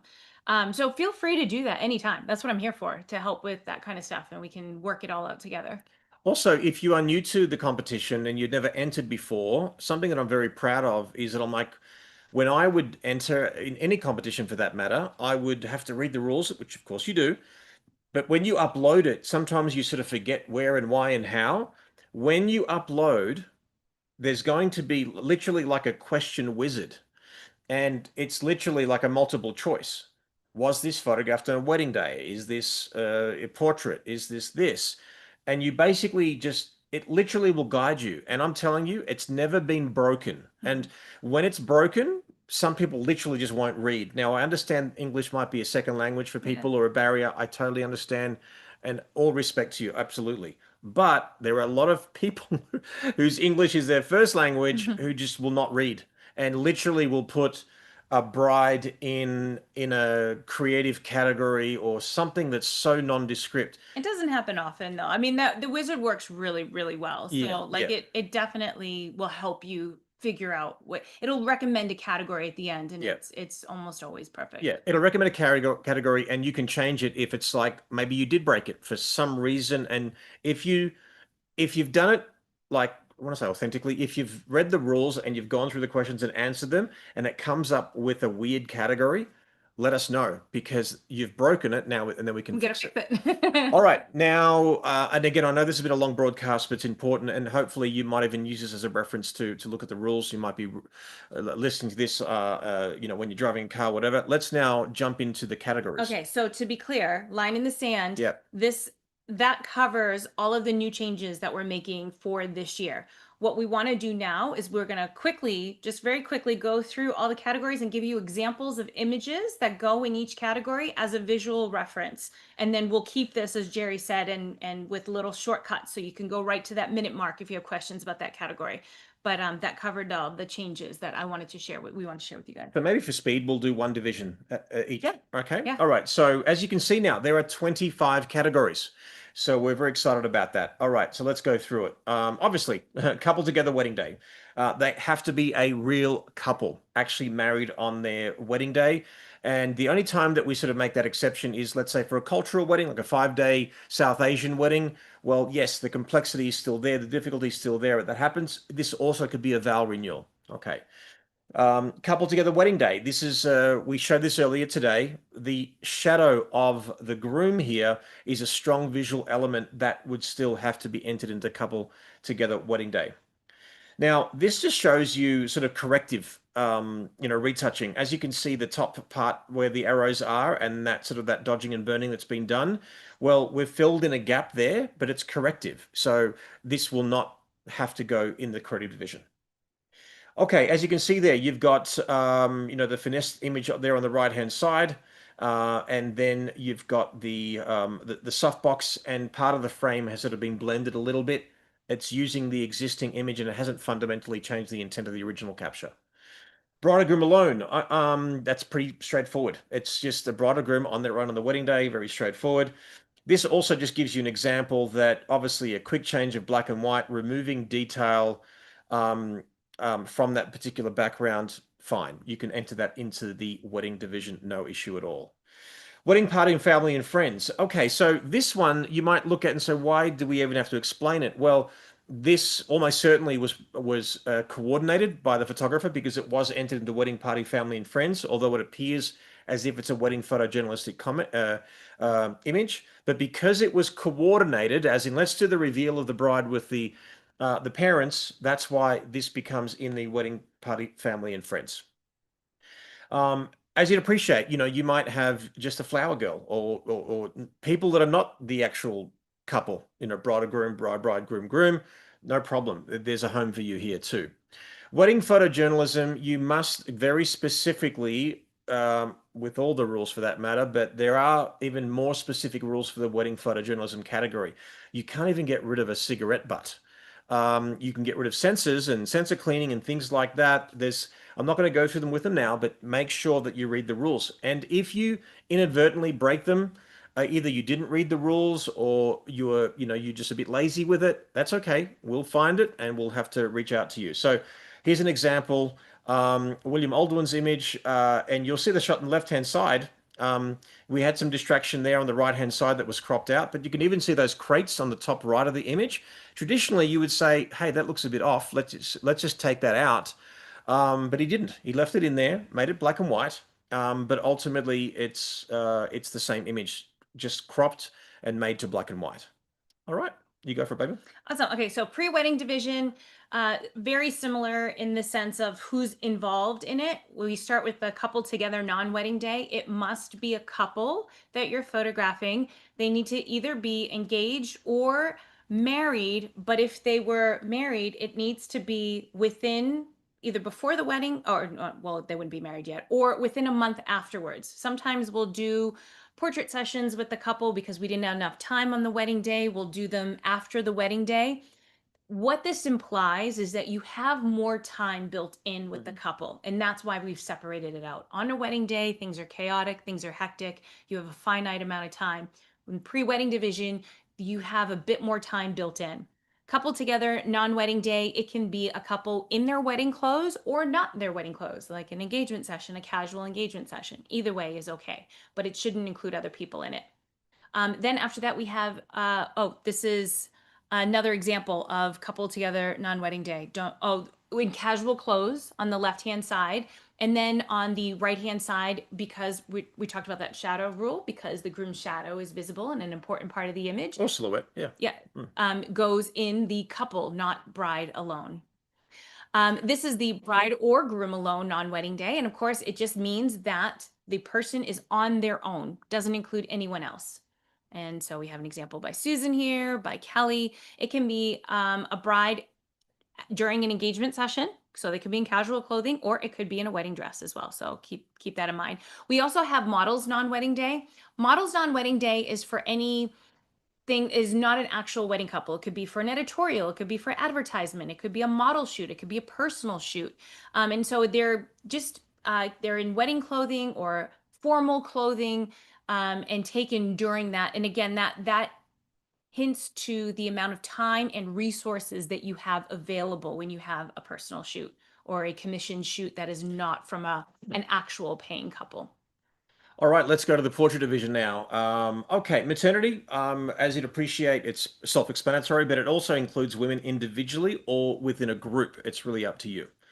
All right, this gives you sort of an example. Obviously, maternity with a pet is fine. You've got maternity on the right with some best friends, perhaps her maybe bridal party, we don't know, or his sisters, we don't know. But either way, it's totally fine. This just sort of gives you an example of the kind of retouching that can be done. So you've got the softbox there on the top left, but it's been corrected. It's beautifying the image, and we're not replacing reality. So that's totally fine.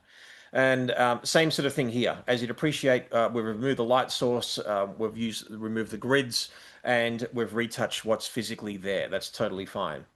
Newborn baby, just be really understand that it doesn't just have to be just one baby. It's infants under 1 year old, so individually or within a group. So whenever there's more than one person allowed in a particular category, think of it in the spirit of the rules. The person featured in there should be that subject matter that's pertinent to the actual category. In other words, if there's a tiny little baby and there's a big group shot, then that would be groups and families, So, and again, just know that if you don't know where to put it, ask Melissa. If not, enter it, and if we have to move it, we'll let you know, and we'll go from there. So, newborn baby again, as you'd appreciate, the shot on the left hand side is clearly featuring the baby, and the shot on the right hand side, because this is a shot celebrating the newborn baby, then this was allowed in that particular newborn category. And this is a perfect example. There are sometimes images that could go in multiple categories. This could have been put in groups and families, but the photographer preferred to have it in newborn. And if it legitimately can go in both, I'm happy for it to go wherever you want it to go. Just a quick important note for the newborn and babies category. Just know that we are relaxed on the composite rules for newborn and baby for safety. So when you have to photograph the scene multiple times for baby safety, it is absolutely okay. So you have a parent holding a head, or making baby safety first always, and just know that those rules are relaxed for those reasons. All right, perfect. Children featuring from 1 to 12 years old. And again, it can include multiple children or group shots as well. So that's all cool. And this just gives you an example of also, retouching in the way it sort of looks and feels and cropping and things like that, removing that outlet. And that's totally, totally fine. Teenager, as you'd appreciate, 13 to 19 years old in a group or multiple teens that are 13 to 19 years old or younger. Individual, that's pretty self-explanatory. As we discussed earlier today, that the human subject had to be photographed for it to be entered into the portrait individual category, and all of the groups for that matter. And groups and families, as you'd appreciate, honoring relationships between two or more people where at least one of the subject is 20 years old. It might be weird to you that they're so specific, but I guarantee you over the last 20 odd years, there's like, well, where does this go? It could go here, it could go there. Always. And then we have to clarify those rules. So, like I said, whether you agree or disagree, or you believe it should be redefined, it doesn't really matter at this point because the rules are already done as long as everyone is on the fair and level playing field. Like I said, if we give a privilege and a luxury to one, we'll give it to the other. If, with all honesty and respect, if you feel that something could be defined better, don't just say it could be defined better. Say, How? hey, yeah, give us the verbiage. Yeah. And if we feel it's really, really good, we will just marinate with it, and then we'll include that the following year. So please don't diagnose every single word. There's a lot of thought and care has been taken into these rules, but just know everyone's on a fair and Yeah, level playing field. honestly, the responses in the survey were incredible Yeah, and so thoughtful, yeah. and so I truly, truly appreciate how much time you guys put into that. So thank you. This is a reflection of you guys, truly. Perfect. Okay, so groups and families. You might even be looking at the shot there on the right-hand side because it's bridal. Yeah. Well, This was one yeah, of those where I was like, I don't know what to do with this yeah. one. Because it's not a pre, it's It it was a pre-wedding session, was a pre-wedding but session. there's no category for families. It's bride and groom alone or couple together. And so where do we put the family? Yeah, That's and that's still, there's a still question mark over that we because just don't have enough of yeah, we them. don't have enough of those to do it. Yeah, so that's a tough one, but hopefully you give us a bit of grace there. Okay. Boudoir Fine Art Nude, as we discussed earlier, non-commissioned. In case you've just joined us, you haven't joined us from the beginning. The boudoir category, Boudoir Fine Art Nude, is going to be split into two categories. One is commissioned, one is non-commissioned. And to be even more clear, non-commissioned means unpaid and or self-commissioned. Mhm. So now, Andrew, who's incredible, I actually don't know if this was commissioned or not.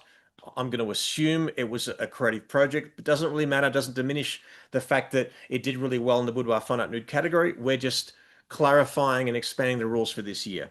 So that gives you what I believe to be an example of a Love the self-commissioned work. Yeah, winsome one. it's a stunning image. Yeah. Yeah, I love it. This one here, as you'd appreciate, is very consistent with the boudoir genre. Again, we don't know whether this is commissioned or self-commissioned, but let's call this a reflection of what is consistent with the boudoir genre. So this is basically commissioned slash real playing clients. Animals and pets, it's pretty obvious, but I remember we just had animals, animal category, and well, what about mammals? I'm like, oh shit. What about Yeah. fish? What about, I mean, Yeah. just, Yeah. okay, a, True. a non-human with a heartbeat. Do trees have a heartbeat? I don't know. Yeah, you know what we're getting at. This gives you another example of animals and pets that's framed separately that can be included in the portrait division without being a composite. Mhm. Technically, is it a composite because we're building it digitally? Yes, but because it's framed separately, we're not using compositing as an advantage for creative reasons.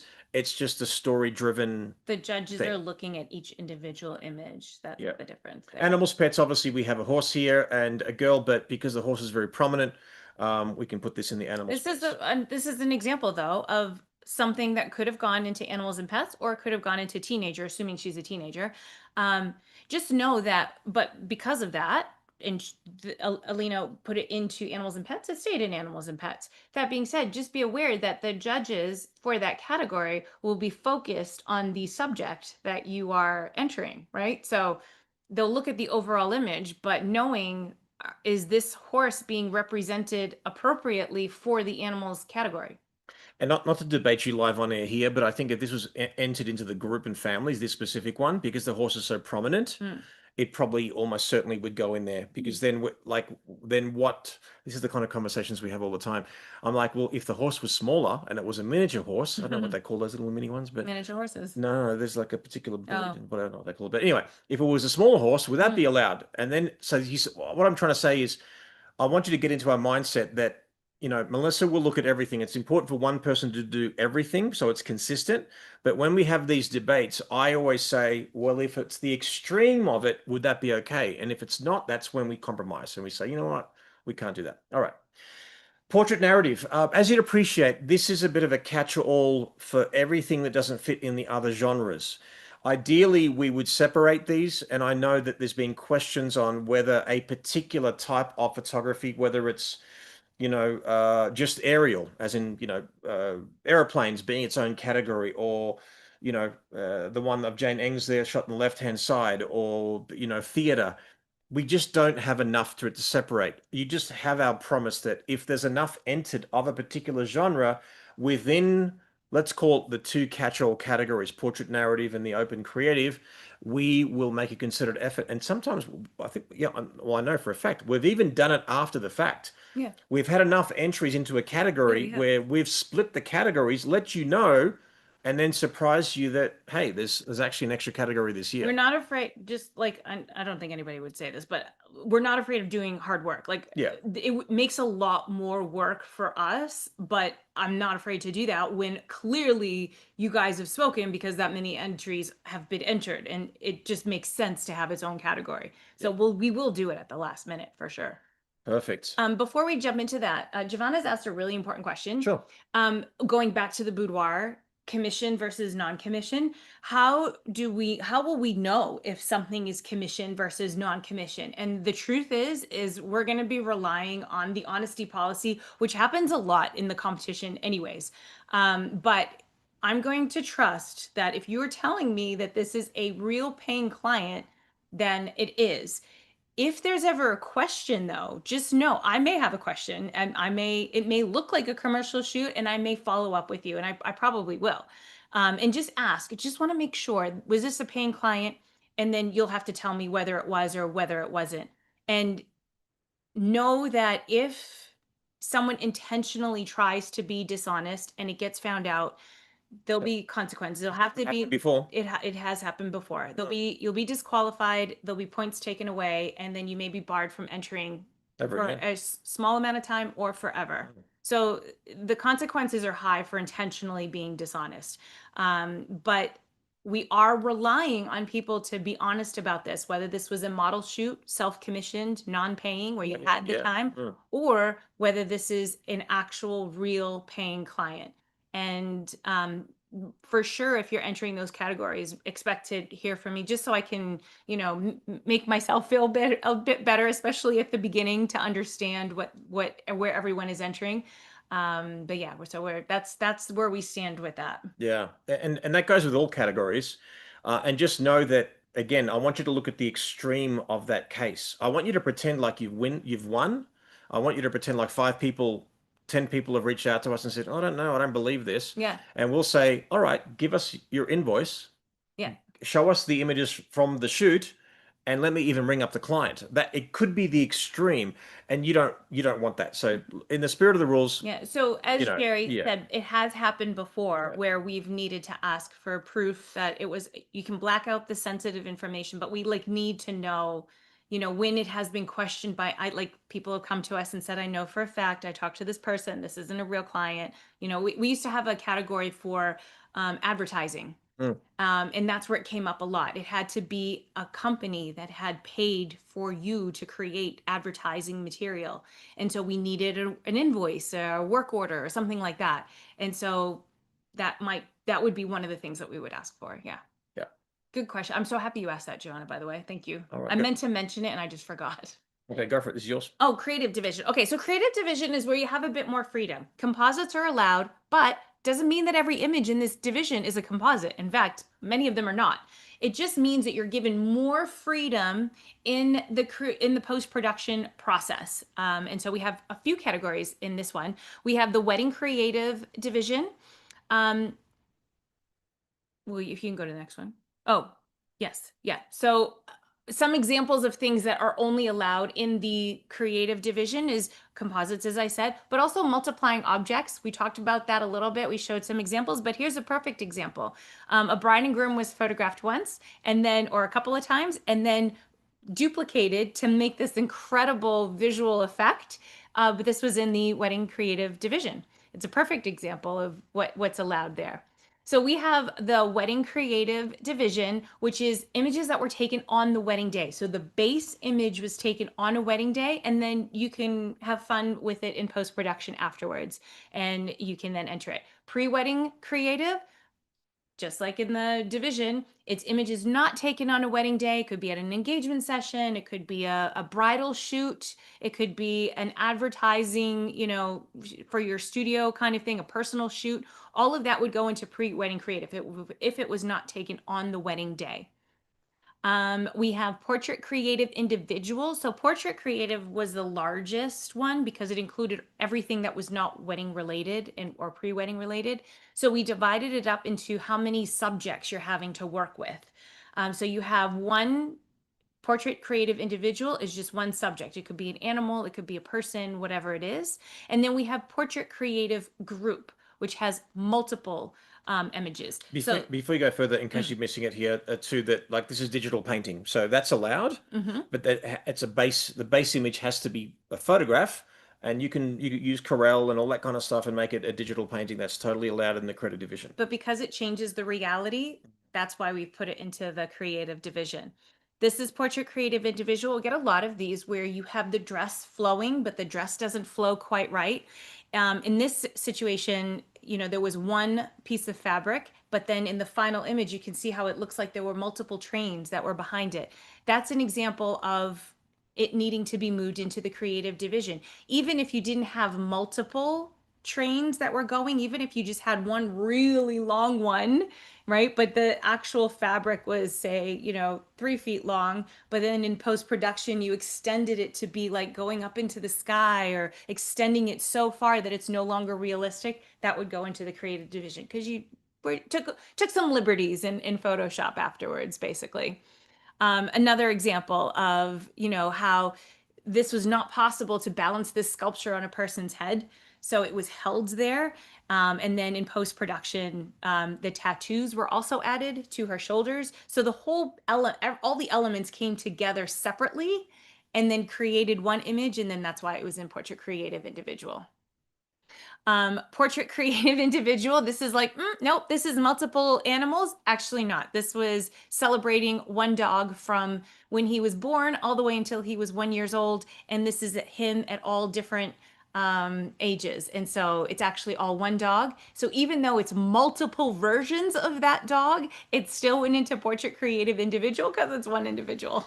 I think where that changes, I remember this came up last Yeah, year. I know. So let's say you've got the same person, but they're literally playing a different character, as in, I believe, and Mm. correct me if I'm wrong, that would have gone in portrait creative group if it was the same person, but they fundamentally look different in their representation. Yeah, if you have a Right. newborn and then you photograph the same person when they were 20 years old, they're so different at that point. Or if you did a village people and that's a visual for you. So imagine me being dressed up as everyone in the village people.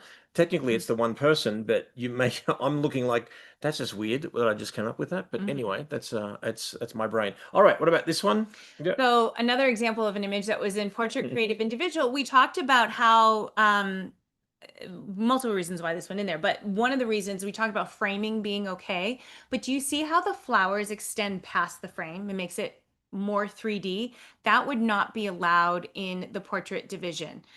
So you've made it so that you've added elements outside of that frame. It's no longer just framing the subject to draw your attention into it. It's adding creative elements into it. And so that's why that became. So question, so if this was a real life flamingo, would that be Portrait Creative Group?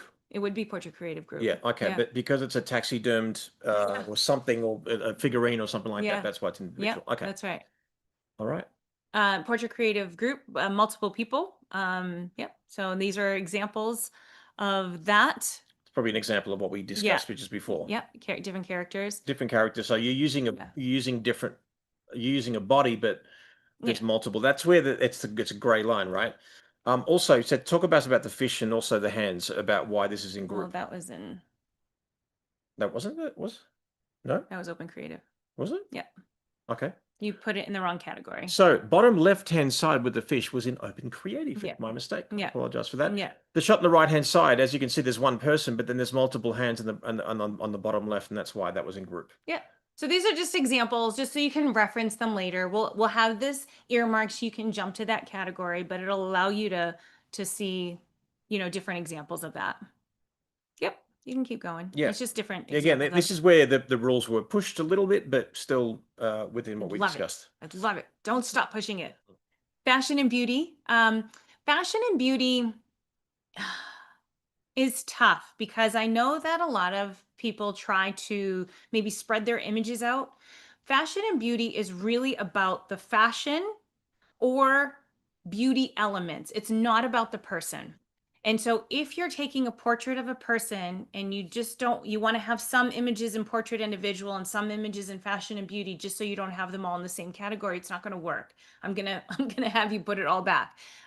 So fashion and beauty really focuses on the fashion that someone is wearing or accessories that they have on or beauty elements. And these are two great examples. So this is Trace entered this. This is a hairstylist and what she's done with the tools that they're making and the haircut that was done, clearly focusing on the fashion element of it. Same thing with Shuch's image on the right, focusing on the eyes and the lips, like just beauty portraits. That's where it's not just a traditional domestic portrait. It's sort of gone beyond that, focusing on the fashionable elements and beauty portraiture. Another example of Hannah.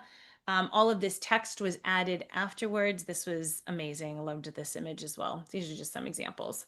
Open creative, we call our category images that do not have a heartbeat.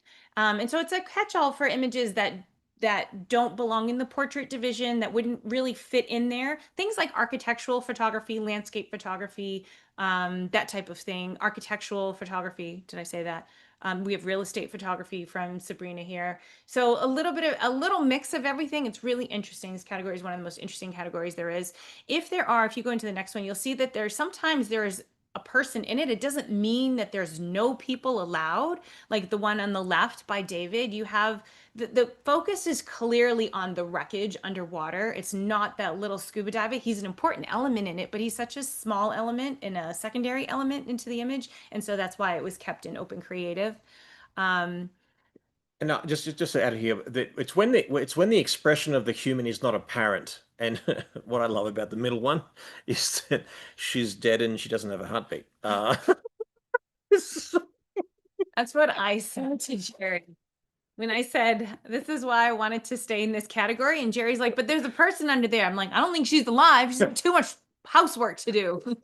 That's how we feel sometimes. So that, I guess that's where like we try to give metaphors to help you understand the categories, but sometimes it may not fit every possible scenario. In this case, it is a subordinate element, and the same on the right Yeah, hand image. Katie's image representing AI was just brilliant. I mean, that couldn't be a more perfect image to go into Open Creative because we're handing that control over to AI. I loved it. That was an awesome one too. All I right. love this. I love seeing these. I'm getting all excited because Mhm. it's so amazing to see your work. I have the biggest privilege of getting to see everyone's work and be inspired by everyone. There's so many images that get entered. You don't always get to see everyone who has entered.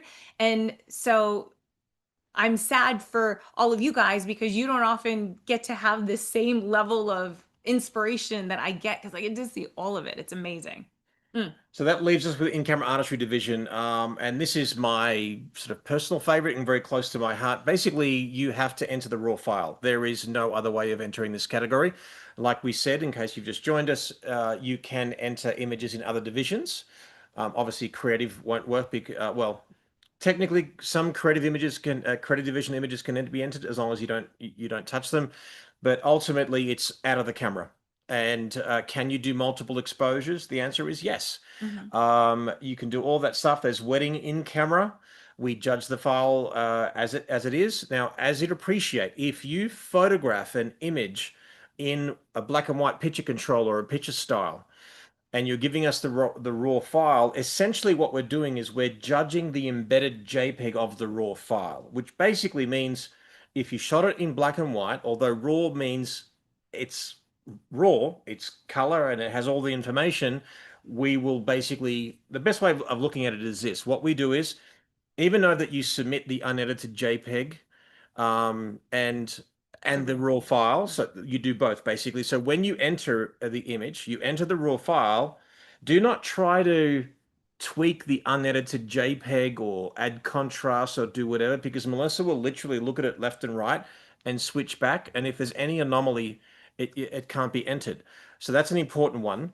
Um, It can be. yeah, I'll just we'll go just back move and it. take your raw file and make my own JPEG of it, but I'll always let you know. Like I've had people send me the cropped version of their raw file for the in-camera artistry, and I've taken the raw file, I've re-exported a proper JPEG, not cropped, and then I've told somebody, I've let them know that that's what's happened. And really important too, guys, if you're using, most people use Lightroom or Capture One, and there are certain settings within those programs that will reveal or show you the JPEG or show you the image as shot in the camera.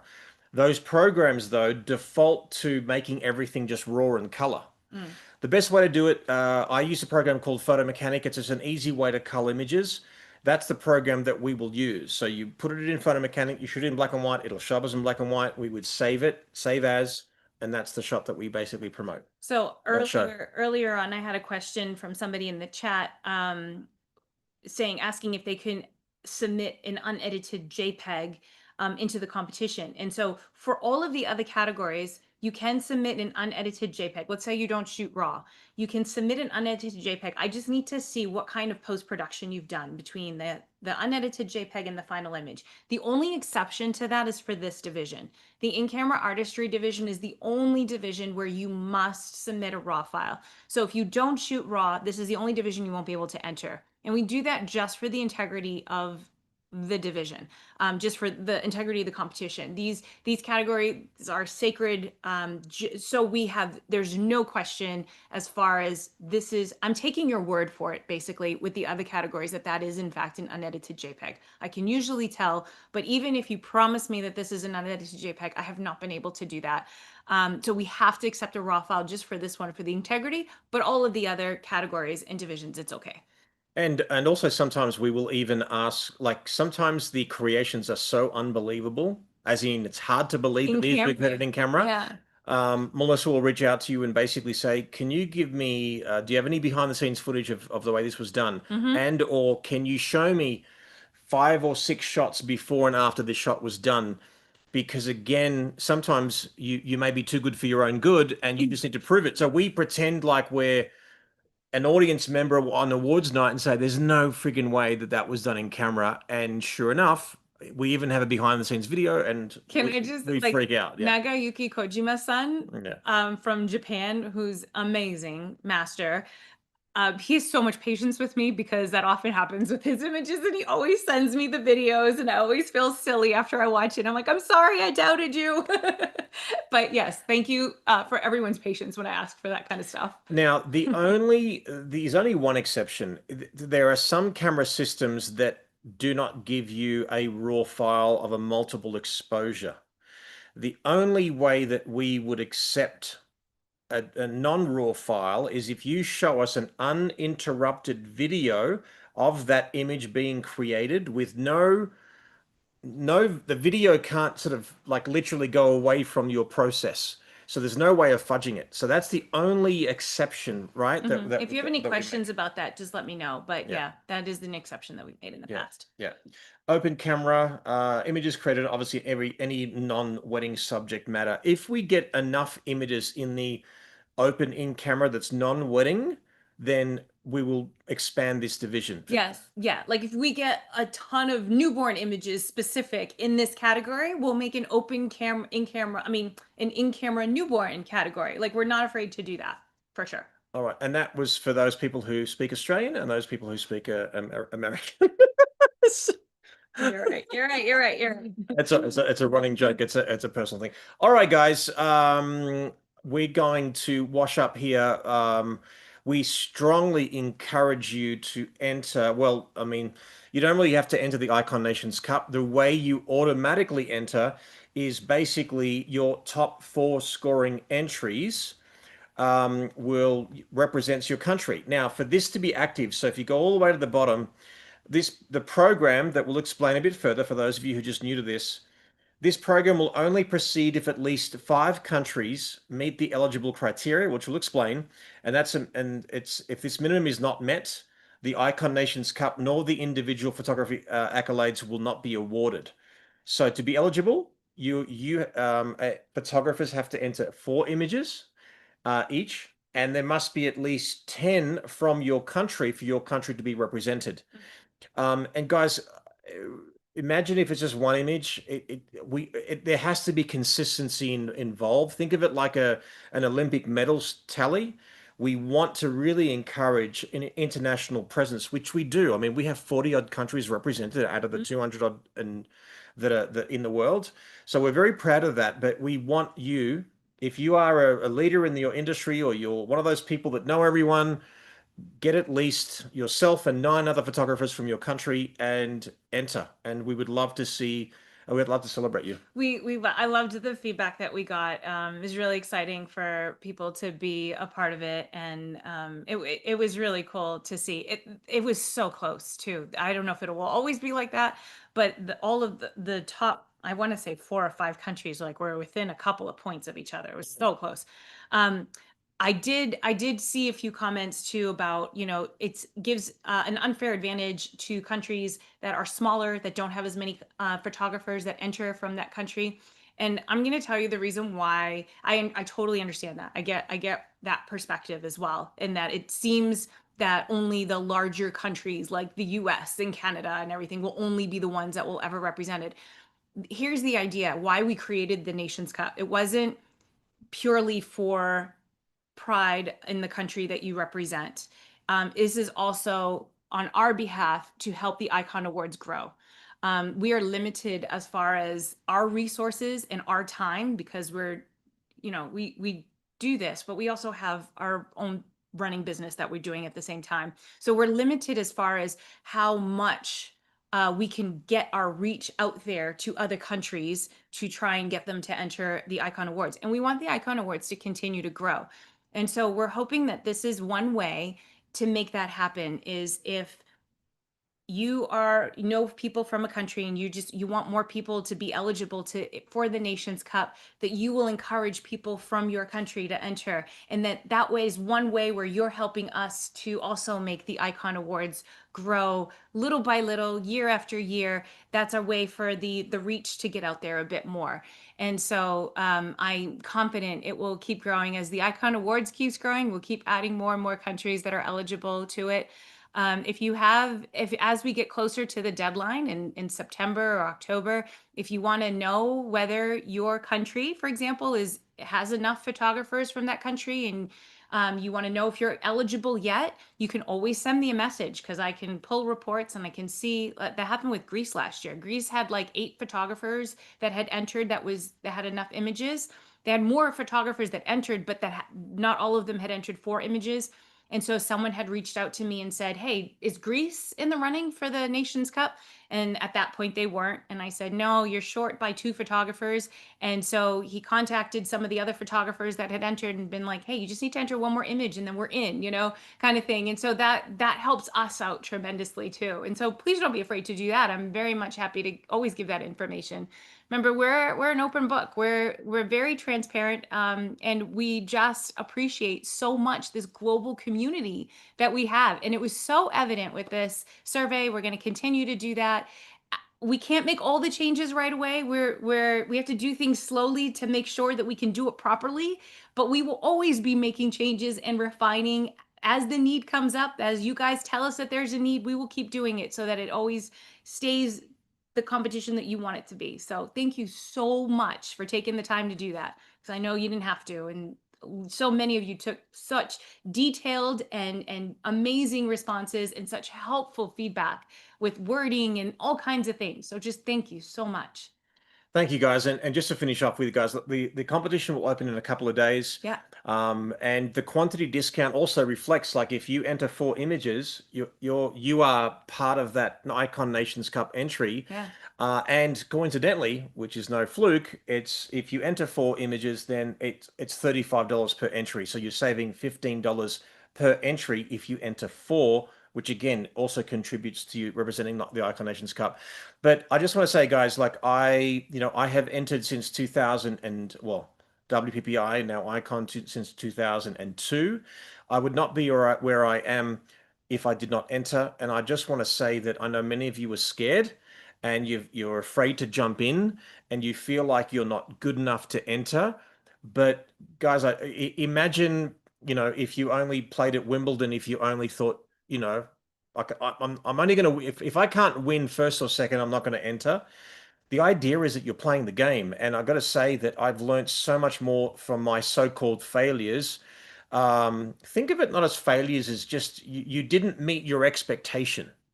But the idea is that, turn that expectation into appreciation and valuing your own sort of self-worth and confidence, but that'll only come if you get in there and get your hands dirty, so to speak. Because every single person that it's done well will have a bad day, will have a good day, but you learn from the process. So enter the images, get yourself a critique, and like I said, go to the Icon Awards website, click on critiques. There are 1,200 images waiting for you right now, and you can go into the specific genre and or the mentor that you like, and you can learn from them. And then you enter. We're part of the process, but I strongly implore you. We have compromised on price. We haven't compromised on the quality of the competition. We need your support. We need you to enter. We need to keep this going and preserve this legacy. So the way that you can help us is enter and be part of that process. And we're excited about the new changes. We're excited about obviously the annual portion of it as well. But thanks again for your support. Thank you for your feedback. And I know we are looking forward to your entries, but can't wait to see you guys soon. Thank you, everything. Thank you. Yay. Bye, guys. Bye.